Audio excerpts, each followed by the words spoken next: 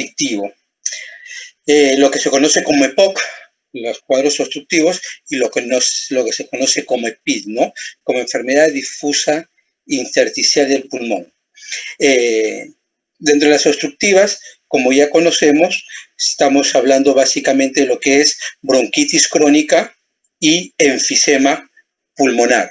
Y cuando hablamos de PID, el nombre de PID es un nombre bastante genérico y por lo general hace referencia a dos cuadros bastante importantes como es la enfermedad pulmonar intersticial idiopática y la fibrosis pulmonar senil, ¿no? Que son los cuadros más frecuentes.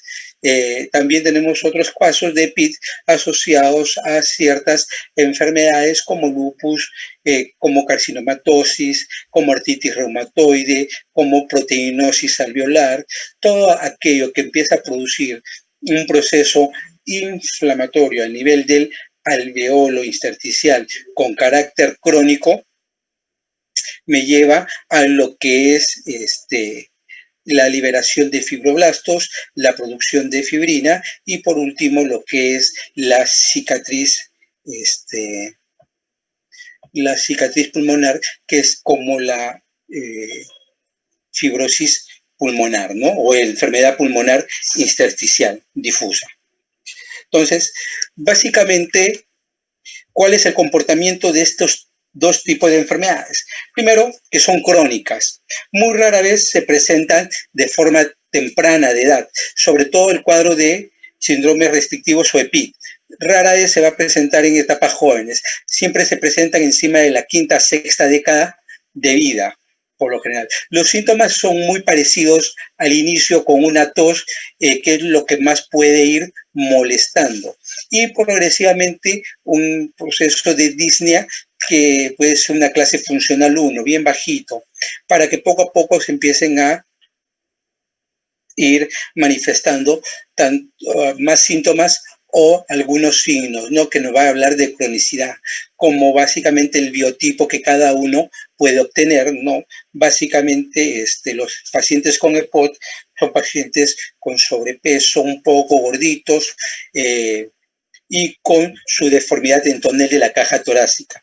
Mientras que los restrictivos o EPID, su biotipo básicamente va a ser adelgazado y con un tórax de tipo paralítico, ¿no? O tísico, como se conocía anteriormente, porque relacionaban mucho al EPID con la fibrosis asociada a TBC.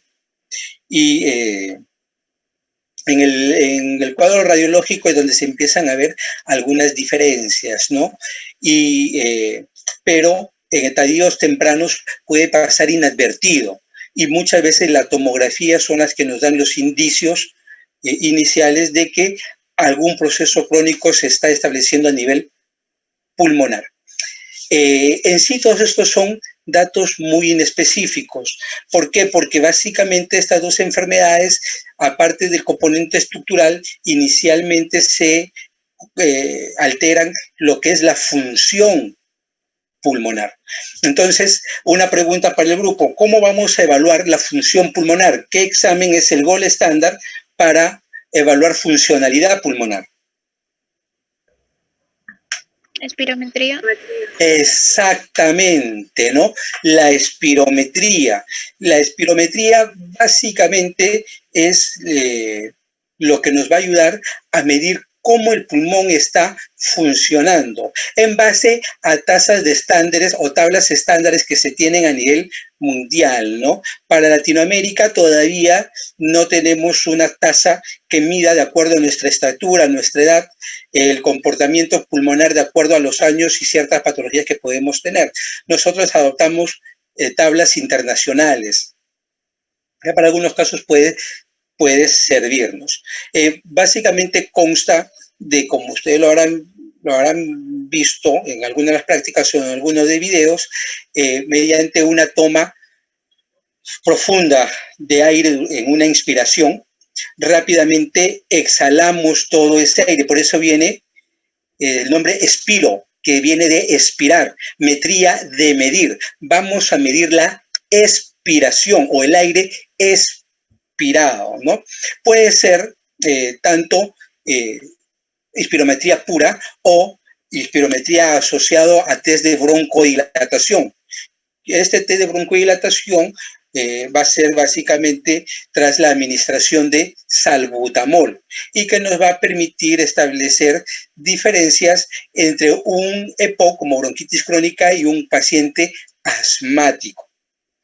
Hay dos tipos de espirometría.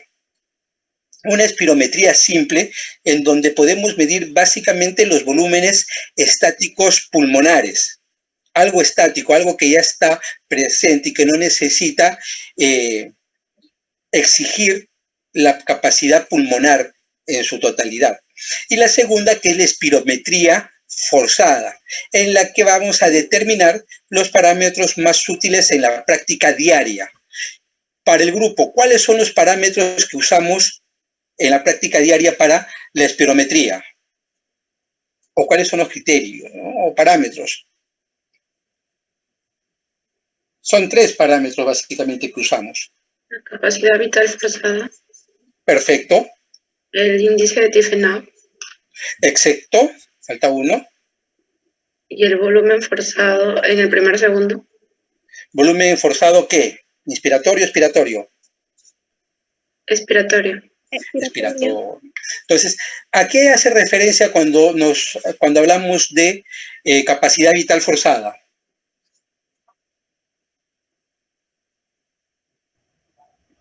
Todo el volumen que puedes expirar. ¿Cómo? Es todo el volumen que puedes expirar. ¿Luego de qué? De una expiración forzada. Exactamente. Es la cantidad de aire que podemos exhalar durante una expiración forzada luego de tener una inspiración forzada. ¿Qué es el volumen expiratorio forzado en el primer segundo? Es todo el volumen que se puede expirar durante el primer segundo de tiempo. Oh, excelente. ¿Y qué es el índice de Tiefenau? Es el cociente entre la capacidad vital forzada y el volumen expirado en el primer segundo. Excelente. Entonces, la capacidad vital forzada, ya lo habíamos definido, tiene en base a las tablas internacionales y a los estándares, normal o mayor, igual o mayor al 80% de este estándar. Eso es lo mínimo para arriba que podemos tener de capacidad vital forzada. El volumen expiratorio forzado en el primer segundo, igual, estamos hablando de un porcentaje igual o mayor al 80%. Y la relación volumen expiratorio forzado en un segundo sobre capacidad vital forzada, que se representa como el porcentaje de BEF1, se expresa en porcentaje de los dos valores medidos, como les había dicho. Se considera normal cuando está superior al 70%. Estos 3 rangos, estos 3 criterios nos van a ayudar a nosotros a poder establecer si estamos ante un cuadro obstructivo, un cuadro restrictivo o un cuadro mixto, que hay asociación entre PIT y EPOC, pacientes que cursan a veces con este curioso cuadro, en donde el pronóstico es un poco más sombrío que si estuviéramos tratando o viendo un paciente con un cuadro obstructivo puro o restrictivo puro.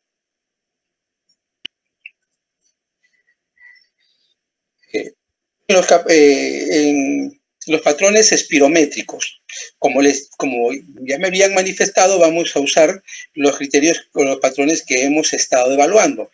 BEF1, capacidad vital forzada, y el índice de Tiefenau. Si se mantienen encima de los porcentajes ya establecidos, estamos hablando de una espirometría normal, dentro de valores normales. Cuando hablamos ya de una patología de tipo obstructivo, acá la capacidad vital forzada va a ser normal. O sea, va a ser la capacidad que entra y la capacidad que sale va a ser normal. Pero el BEF1 va a estar disminuido. ¿Por qué? Porque ya hay resistencia. Y al haber resistencia a nivel de la luz respiratoria, a nivel bronquial, obviamente la velocidad de aire o el volumen de aire que se va a inspirar se va a disminuir. Como producto de esta disminución del BEF1, obviamente el cociente de Tifenú también va a estar disminuido. Entonces, en un paciente con patología obstructiva, capacidad vital forzada normal, BEF1 disminuido, índice de Tifenú disminuido, lo cual es diferente a nivel restrictivo, en donde el cuadro principal lo da básicamente la restricción al aire, o sea, la inspiración. Entonces vamos a tener acá, si yo tengo menor volumen de aire ingresado, obviamente el aire exhalado va a ser menor. Entonces la capacidad vital forzada va a estar disminuida. Por ende, si entra menos aire y sale menos aire, el BEF1, el volumen también va a estar disminuido. Pero al ver que la capacidad vital forzada y el BEF1 está disminuido, el índice de Tifenú va a estar normal. En ese caso, nosotros vamos a tener una patología no obstructiva o restrictiva. Y en una alteración mixta, en donde vamos a tener comportamiento tanto obstructivo como restrictivo, vamos a observar un BEF1 disminuido, igual que la capacidad vital forzada, igual que el volumen expiratorio, el índice de Tifenú. Entonces, todos los parámetros van a estar bajo el índice de normalidad.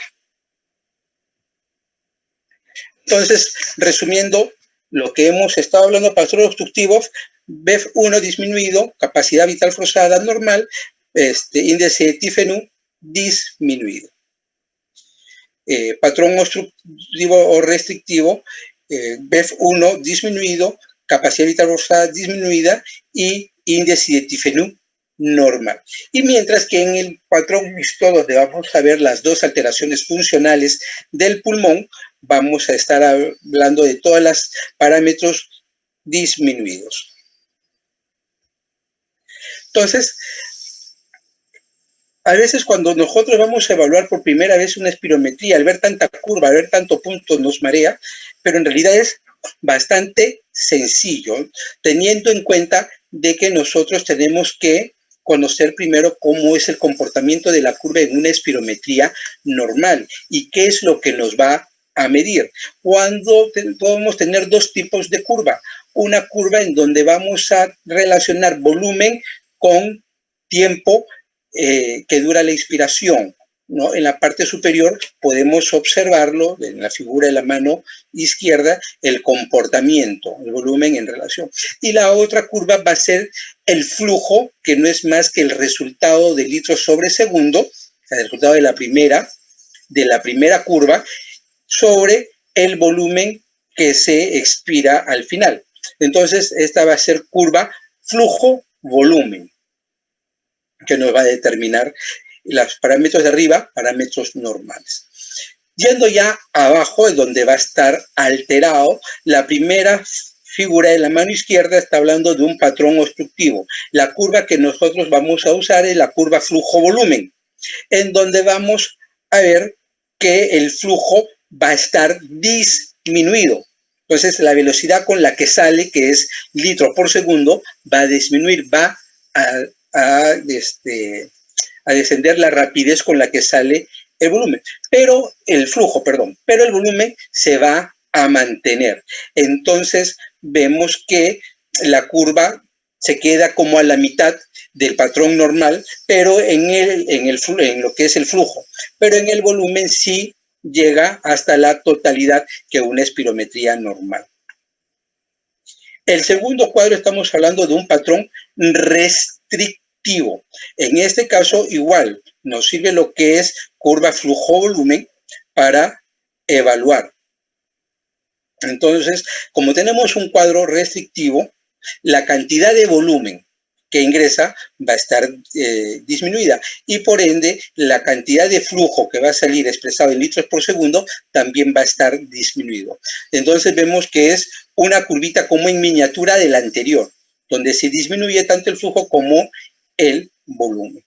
En el patrón obstructivo, en el patrón mixto, acá evaluamos la curva en relación a lo que es volumen y lo que es tiempo. Entonces nuestra curva que vamos a emplear es curva volumen-tiempo en este caso.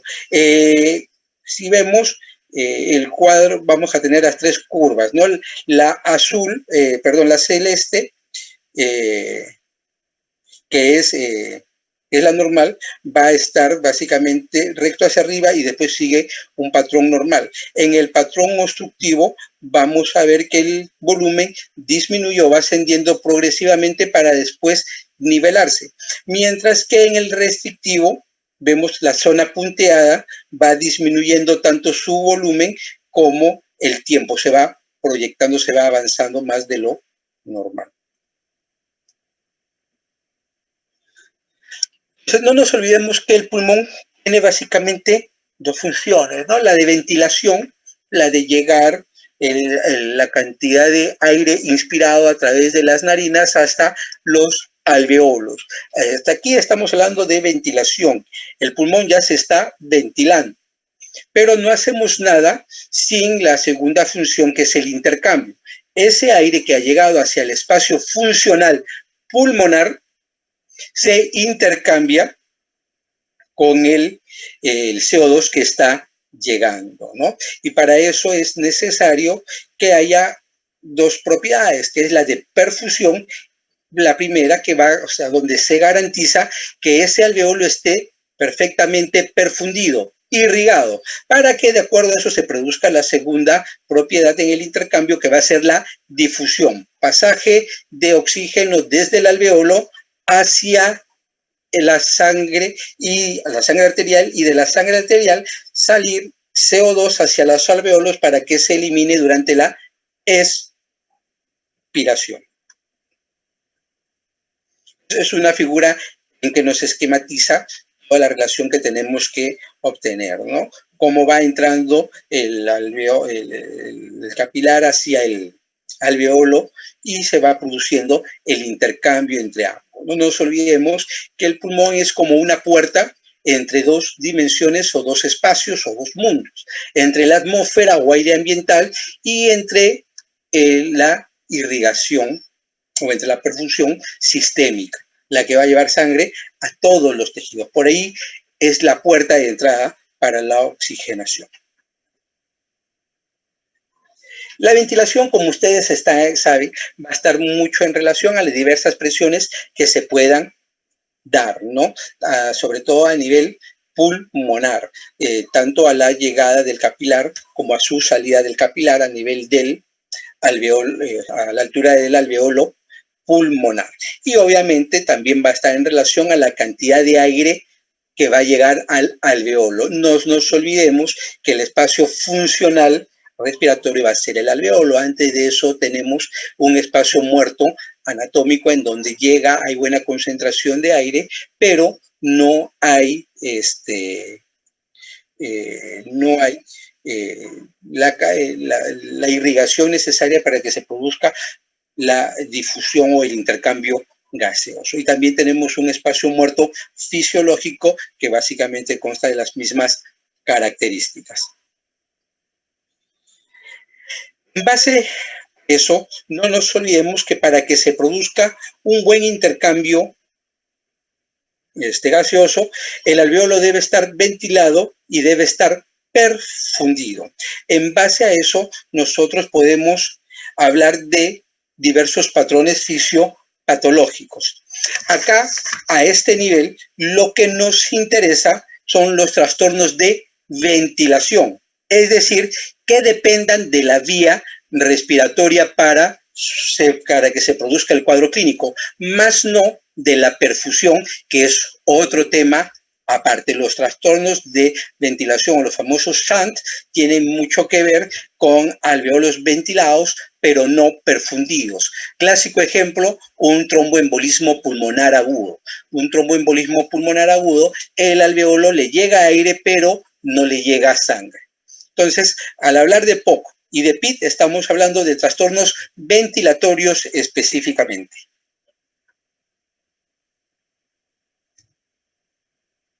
Como le dije, trastorno ventilatorio obstructivo, la dificultad va a ser sacar el aire. ¿Por qué? Porque hay mayor resistencia de la vía respiratoria a la salida del aire y también alteración a nivel del compliance pulmonar. Este compliance pulmonar tiene mucho que ver tanto a nivel obstructivo como restrictivo.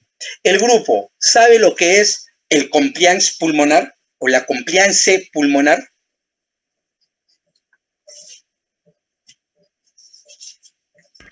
La capacidad de expansión del pulmón. Exactamente, es la propiedad que nos permite medir la elasticidad pulmonar. ¿Y cómo se mide la elasticidad pulmonar? Mediante la expansibilidad pulmonar. Perfecto. Entonces, esto debemos tener en cuenta porque esto nos va a servir demasiado. En base a eso, en el obstructivo, la capacidad elástica está expresada a su máximo capacidad, mientras que en el restrictivo la capacidad pulmonar de elasticidad va a estar disminuida. Entonces, pregunta para el grupo, ¿el compliance pulmonar en los cuadros obstructivos cómo va a estar? ¿Aumentado o disminuido? Disminuido. ¿Ah? Hay que razonar, no se preocupen, no nos olvidemos. Digamos, imaginémonos al pulmón como una esponja. Si a una esponja yo la pongo con detergente, con jabón y la saco al sol, ¿cómo se va a poner la esponja? Se seca. Se seca, y si se seca se pone, Dura. se queda blandita o rígida. Rígida. Rígida. ¿La vamos a poder compactar con facilidad o vamos a tener que ejercer más fuerza? Ejercer más fuerza. Más fuerza. En ese sentido, la capacidad elástica de la esponja ¿está conservada, está aumentada o está disminuida? Disminuida. ¿Cuál de los dos cuadros que tenemos acá puede asemejarse a la esponja? ¿El obstructivo o el restrictivo? Restrictivo. ¿Ah? ¿Cuál? El obstructivo. El restrictivo. Entonces, el compliance pulmonar en un pulmón restrictivo, ¿cómo va a estar? ¿Aumentado o disminuido? Disminuido. Perfecto. ¿Y en los obstructivos, aumentado o disminuido? Aumentado. Excelente. Ahí está, muchachos. La cosa es no aprenderse de memoria todo. Es trabajar sus neuronitas de vez en cuando. Trastornos ventilatorios obstructivos. Entonces, como les habíamos hablado, acá vamos a tener 3 definiciones a tener en cuenta. Resistencia, compliance, flujo expiratorio. ¿Qué era el flujo expiratorio?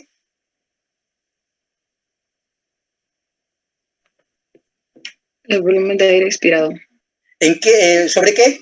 Una expiración forzada después de una inspiración forzada. No confundamos. No nos confundamos. Retrocedamos un poquito. Vamos acá a la curva. ¿Qué era el flujo respiratorio? Litros sobre... Si lo vemos a la figurita de abajo, ahí está escrito. ¿Qué es el flujo?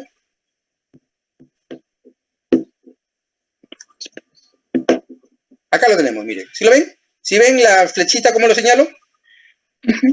¿O no se ve la flechita? Sí.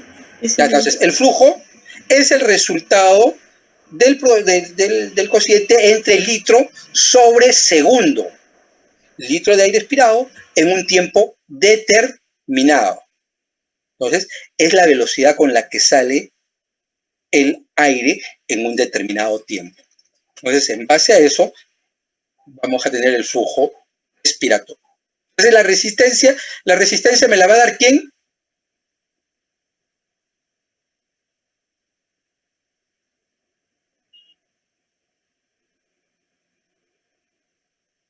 La resistencia al aire que sale me la va a dar ¿quién? ¿El calibre de las vías aéreas? Exactamente, el calibre de las vías aéreas. Entonces, como yo ya tengo, cuando hablamos de cuadros obstructivos, tenemos que hacer la clasificación en 2 grandes grupos, ¿sí? Un síndrome obstructivo producido por asma, ¿sí? En donde aquí hay un cuadro de hiperreactividad bronquial, caracterizado básicamente por la hiperproducción de moco tras un estímulo o un alergénico externo o interno. Y el otro gran grupo es la famoso EPOC, o enfermedad pulmonar obstructiva crónica. Tenemos bronquitis crónica y enfisema, en donde acá el daño no es por hipersensibilidad, sino el daño es por exposición a sustancias nocivas de forma crónica. ¿Cuáles son las dos sustancias nocivas relacionadas al EPOC? El humo del cigarro, ¿Ya? el smog de los... La biomasa, ¿no? La biomasa, el humo de biomasa. Básicamente leña, carbón, eso básicamente. Entonces, este humo de biomasa o el tabaco no es que me produce el daño ahorita, ni mañana, ni pasado, sino que crónicamente. Y lo que me hace acá, no va a haber mucha hiperreactividad ni mucha secreción de moco, pero lo que va a haber es rigidez en la vía respiratoria. Y no nos olvidemos que los bronquios son laxos, que pueden estirarse y pueden contraerse, o sea, dilatarse, contraerse. Entonces, al tener una luz rígida, su capacidad de elasticidad ha disminuido y por ende la resistencia ha aumentado. Si yo tengo mayor resistencia a la salida del aire, el tiempo que se va a demorar en salir el aire del pulmón va a ser mayor o menor. Menor. Mentiras, va a demorar más, va a haber si va a haber mayor resistencia, mayor tiempo en que salga. Entonces, por eso, si nos trasladamos, estos pacientes tienen la duración de la expiración es casi igual o mayor a la, mucho mayor a la inspiración. Entonces, hablamos de una expiración prolongada. Entonces, y por ende, en los casos avanzados de POC, yo ya empiezo a ver retención a la salida del aire. Mi capacidad, mi volumen residual empieza a aumentar. Por ende, mi compliance pulmonar, si al mantenerse la elasticidad conservada en el pulmón, mi compliance va aumentando. La elasticidad, pero por el atrapamiento de aire, el colapso no disminuye. Por ambos tenemos que haber una resistencia aumentada y una compliance aumentada, lo cual va a devenir en lo siguiente, a que el flujo expiratorio va a estar disminuido. Es un cuadro acá en el que hablamos básicamente de lo que es el cuadro obstructivo. Básicamente, en el cuadro obstructivo vemos que la perfusión, este es el alveolo, este es el capilar. Este es un cuadro normal en donde el aire entra y sale por el alveolo, se produce el intercambio con el CO2 en un capilar perfectamente vascularizado, así como entra, sale y va a la circulación sistémica. El cuadro izquierdo es que nos interesa, al izquierdo, tachémoslos. Eso es para cuando hay un proceso vascular. Entonces, aquí en el cuadro de la izquierda, en la figurita, vemos que el capilar está muy bien irrigado, muy bien vascularizado. Llega sangre, llega CO2 y todo. Pero acá hay el problema. No en el alveolo, porque vemos que el alveolo está íntegro, ¿no? La estructura alveolar íntegra. O sea, esta es capaz de difundir tanto o intercambiar el CO2 con el oxígeno. El problema es que cuando el CO2 quiere salir, ahí se crea la resistencia. Sale con mayor tiempo, el volumen disminuye, por eso el resultado del flujo se va a alterar. Entonces, nosotros, el pulmón puede dañarse por cualquier patología, como estuvimos hablando ayer en el caso clínico.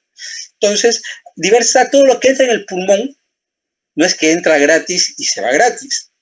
Entra y produce daño, produce inflamación aguda o crónica, leve, moderada, severa, unilateral, bilateral, segmentaria, en la totalidad del parénquima, a todo nivel.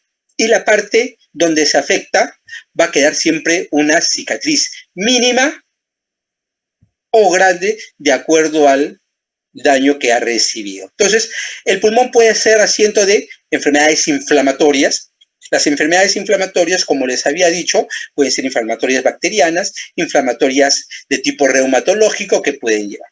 Procesos tumorales también, los carcinomas pueden estar muy relacionados a este nivel, los linfomas pueden darnos también alteraciones a nivel, y los cuadros traumáticos, ¿no?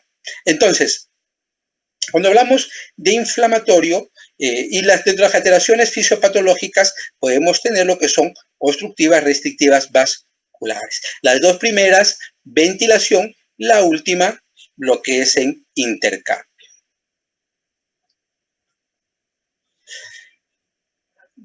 Dentro de las, como habíamos estado viendo, de la patología obstructiva vamos a obtener nosotros una resistencia de la vía respiratoria aumentada y un compliance aumentado. Al ver esto, vamos a ver en el primer caso de resistencia aumentada que va a ser necesario un mayor trabajo respiratorio.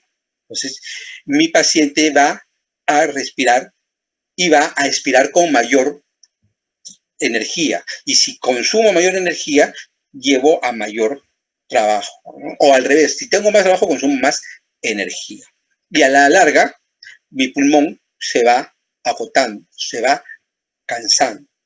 Y mayores presiones alveolares, ¿no? Mi presión alveolar va a aumentar. ¿Por qué? Porque todo el volumen que entra probablemente no salga y quede siempre un rezago, que a los años poco a poco va a ir acumulando hasta que se produzca manifiesto de una retención de CO2 a nivel alveolar.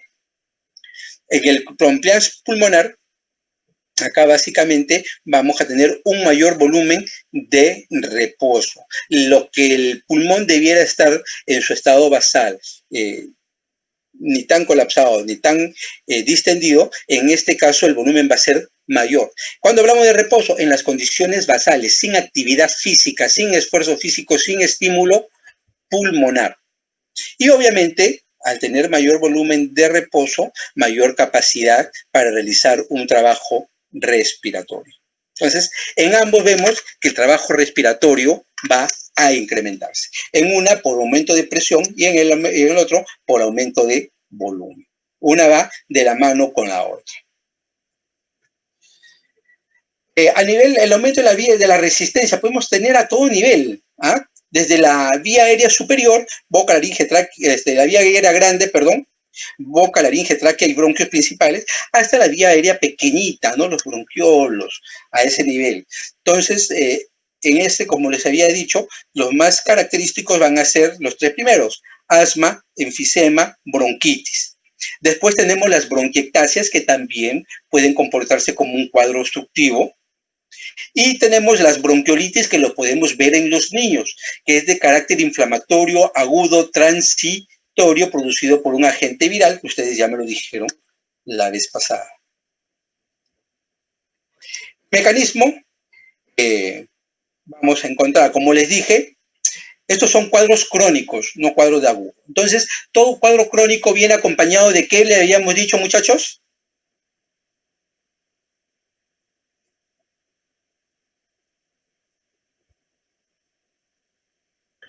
Fibrosis. Exactamente. Si yo la fibrosis va a ser ¿a qué nivel? ¿En el alveolo o en la pared bronquial? En la pared bronquial.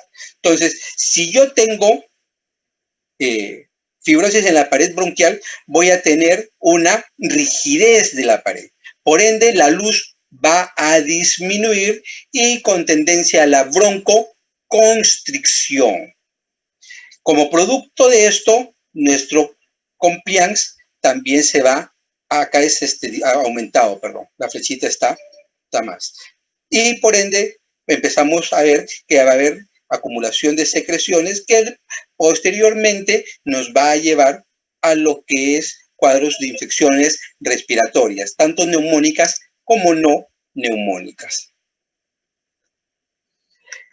La espirometría, ¿cómo se va a comportarlo? ¿Cómo vamos a medir? La capacidad vital forzada me va a indicar siempre la compliance, ¿no es cierto? La capacidad vital forzada, ¿cómo va a estar en el cuadro obstructivo? Puede estar normal o ligeramente elevada. Mientras que el BEF1, o el volumen expiratorio forzado en el primer segundo, lo que me va a indicar es resistencia. Así que si viene en la pregunta, ¿qué parámetro expiratorio me indica resistencia de la vía respiratoria? ¿Ustedes qué van a responder? El BEF1. Excelente. El BEF1. Doctor. Dígame. Una pregunta. A través del BEF1 también podríamos evaluar qué tan grave es el problema obstructivo. Claro, cuando hablamos hay clasificaciones para la escala, la escala de Gold, que me clasifica la severidad de EPOC en leve, moderado, severo. ¿Cuánto era lo normal del BEF1, el porcentaje? Mayor o igual de 80. Exactamente. En leve, menos de 80, moderado, menos de 70, severo, menos de 60. Severo, requerimiento de oxigenoterapia a bajo flujo, 1 litro, 2 litros máximo, porque el problema en este tipo de pacientes no va a estar durante la inspiración, sino a la expiración, que va a condicionar sobre todo un aumento del volumen pulmonar en reposo. Entonces, por eso yo necesito meterle más oxígeno para vencer ese volumen alveolar. Esta es la espirometría como lo que vamos a ver en una espirometría normal, flujo, volumen, ¿no?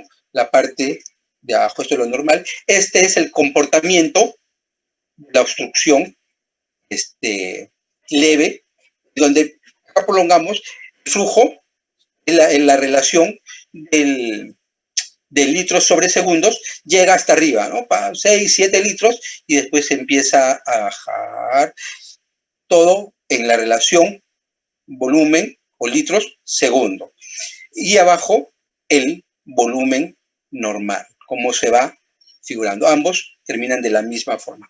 Cuando hablamos de una obstrucción leve, vamos a ver cómo la curva flujo-volumen se altera. Esta, mire cómo baja, como una meseta se hace. Vamos subiendo y después va bajando simétricamente. En esta segunda, vemos que rápidamente asciende, rápidamente desciende, hay mayor resistencia. La resistencia hace que condicione una alteración en la salida para que posteriormente todo el volumen siga saliendo de forma lenta.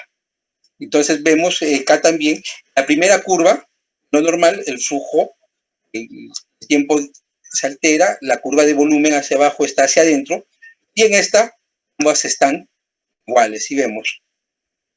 En la obstrucción severa, vemos cómo el volumen abajo se mantiene, pero se extiende, y acá igual sube en la obstrucción severa al ver ya mayor volumen en reposo alveolar, la capacidad de aire disminuye. Por eso en este nivel los pacientes ya requieren oxígeno para elevar el volumen que va a ingresar. Entonces, poco volumen, pero igual, rápidamente baja por la resistencia y empieza a demorar. ¿Por qué se demora?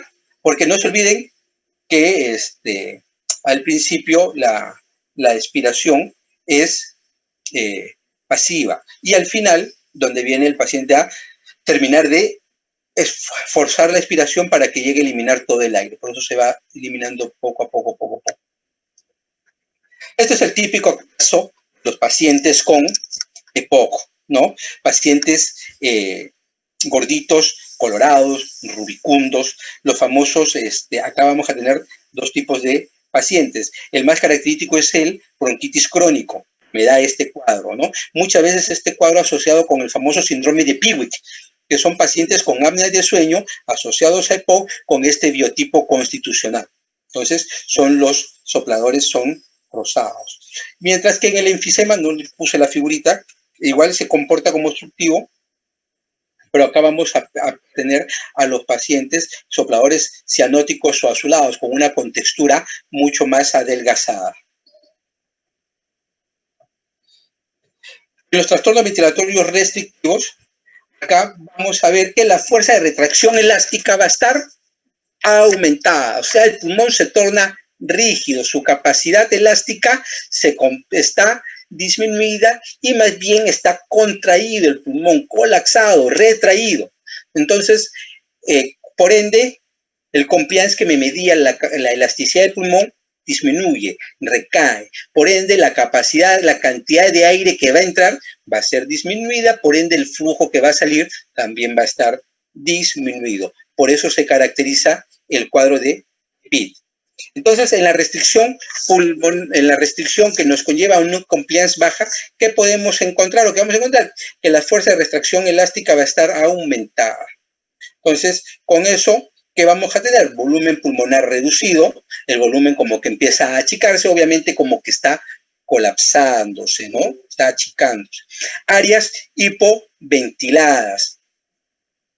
¿Por qué? Porque al ver el proceso de restricción, la resistencia a la inspiración va a ser mayor. Entonces vamos a tener que van a haber zonas alveolares en las que no se van a irrigar. Entonces el índice del BQ va a estar disminuido. Poco ventilado, pero sí bien perfundido, por eso disminuye. Diámetro de la vía aérea va a estar con una resistencia disminuida o aumentada, porque el problema no va a estar a nivel de la rigidez bronquial, sino a nivel del intersticio. No nos olvidemos que cuando una noxa ingresa y produce una alteración a nivel del alveolo, esta empieza con la reparación al primer inicio del alveolo dañado, pero como se cronifica, empiezan a haber liberación de ciertas sustancias o proteasas que van a destruir, van a inflamar, van a liberar tejido inflamatorio que posteriormente se crea un desbalance en la homeostasis y se llega a producir la fibrosis. Y aumento del trabajo ventilatorio. El paciente se cansa, la manifestación es mediante la disnea, ¿no? Consecuencias, volúmenes pulmonares reducidos, obviamente no ingresa aire, así que el pulmón se achica y menos cantidad de aire que va a ingresar. Flujo expiratorio máximo alterado, ¿no? Que puede haber asociado con alteración neuromuscular, alveolar o intersticial.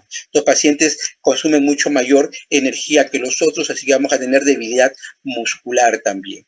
Trabajo respiratorio aumentado va a condicionar todo lo que altere el libre funcionamiento pulmonar, condiciona mayor trabajo. Disminución en la respiración BQ, como les decía, zonas de hiperventilación. Vamos a tener algunos alveolos poco ventilados y mal perfundidos, lo cual hace que otros alveolos compensen esta hipoventilación. Este es el parámetro normal. Vamos a ver cómo la curva normal de flujo y volumen se encuentra en los pacientes con patrón restrictivo totalmente alterado. Una curva chiquita y volumen chiquito también. Entonces, ¿qué condiciones pueden conducir una enfermedad pulmonar restrictiva? Anatómicamente, a nivel intersticial, como les decía, ¿no? Pero todo empieza a nivel alveolar. Y clínicamente, puede tener alteración esquelética, ¿sí? La cifoscoliosis, por ejemplo, me puede dar una alteración restrictiva. Neuromuscular también, falta de musculatura, de debilidad, pacientes desnutridos, adultos mayores también, en donde la capacidad, no nos olviden que el principal músculo de respiración, que es el diafragma, también puede estar debilitado. Pleural también, algo que comprima. Algún clásico ejemplo, las paquipleuritis, ¿no? O los segmentos pleurales fibróticos secundarios a un proceso inflamatorio también pueden limitar la expansibilidad pulmonar. La intersticial también, la alveolar también. Enfermedades restrictivas varias, como decía, cifoscoliosis, pectum excavatum, tórax flotante, neuromuscular Guillain-Barré, de los conocidos, miastenia gravis, pleural, fibrotórax, alguna tumoración líquido, a nivel intersticial, tumoral, granulomatoso, si hay depósitos de enfermedades granulomatosas como la granulomatosis de Wegener, que es una enfermedad reumatológica que me puede producir estas alteraciones. Inflamación infecciosa inmunológica a nivel alveolar, un edema alveolar, exudado trasudado que me puede dar, una embolia grasa también podemos tener aquí. ¿Alguna pregunta, muchachos? ¿Cómo les hemos parecido? ¿Alguna duda? ¿Todo claro? ¿No claro? ¿Más confusos de los que estaban? Ya se durmieron, creo. Listo, muchachos. No, claro, doctor. Perfecto. O sea, ¿hay alguna duda? No hay problema. Estamos dispuestos a poder dilucidarla. Si no, ha sido un gusto. Hasta la próxima. No es un adiós. ¿Cómo es? No es un adiós, es un hasta luego. Cuídense. Muchas Buen fin de gracias. semana. Gracias, doctor. Gracias, doctor. Hasta luego.